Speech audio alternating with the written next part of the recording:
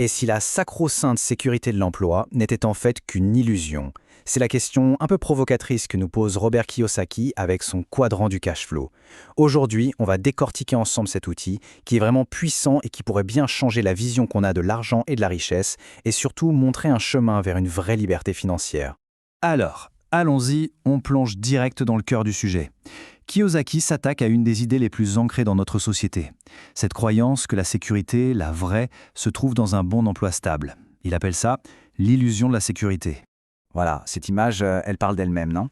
C'est exactement ce que Kiyosaki appelle la rat race en anglais, la foire d'empoigne.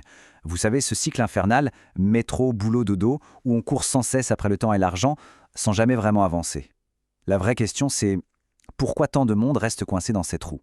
En fait, tout ça, ça vient de l'enfance de Kiyosaki. Il a été élevé avec deux figures paternelles aux antipodes l'une de l'autre. Son père pauvre, qui était un haut fonctionnaire très instruit, lui répétait le mantra classique « Fais de bonnes études pour avoir un bon job ». Et de l'autre côté, son père riche, un entrepreneur, lui disait « Non, apprends plutôt à posséder l'échelle au lieu de la grimper ». Deux philosophies, deux chemins de vie qui mènent à des destins financiers radicalement différents. Et c'est ça, le vrai problème aujourd'hui. Le vieux modèle, celui de l'ère industrielle où l'on passait toute sa vie dans la même boîte, eh bien, il est complètement dépassé.